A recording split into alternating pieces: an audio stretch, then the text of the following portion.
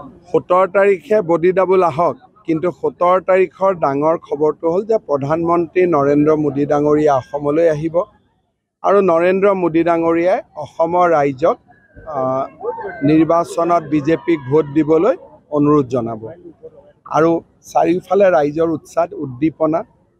মই ভাবোঁ যে অসমত 13খন আৰু সমগ্ৰ ভাৰততে 400ৰ ওপৰত হ'ব। চাওক, পাটসাকু অসমৰ এখন সাংস্কৃতিক ঐতিহ্যময় স্থান। আমাৰ ইয়াত বহুত প্ৰাচীন পুথি, সাঁচিপাতৰ পুথি লুকাই আছে। ইলেকশ্যনৰ পিছত মই এদিন আহিম।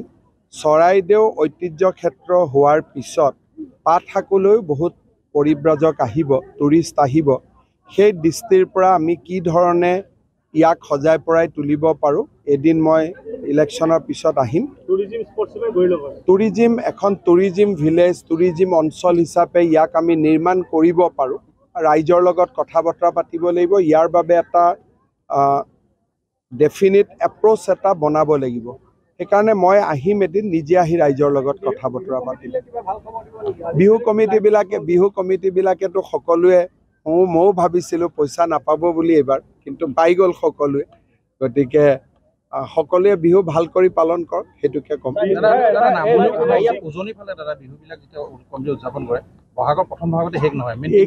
এইখন বিহুটোতো 11 মে'ত হ'ব, কিন্তু পোৱাটোতো পাই গ'ল।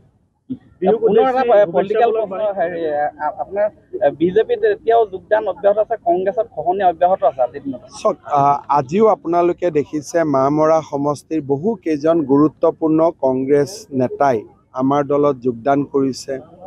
সুৰুজ দিহিঙীয়াই যোগদান কৰিলে, যোগেন মহান ডাঙৰীয়াৰ হাত শক্তিশালী কৰিছে।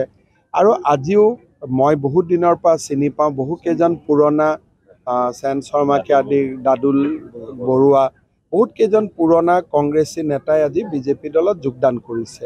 আৰু এই ধাৰাটো সমগ্ৰ অসমতেই চলি আছে।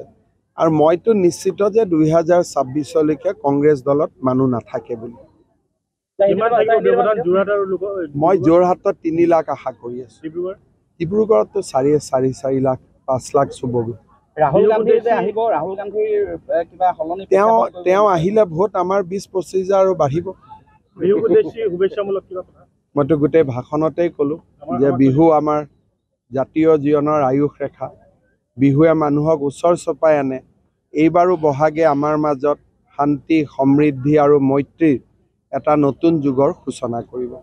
Join BSc Nursing and GNM at St. Martha Institute of Nursing, Guwahati under SM Group of Institutions.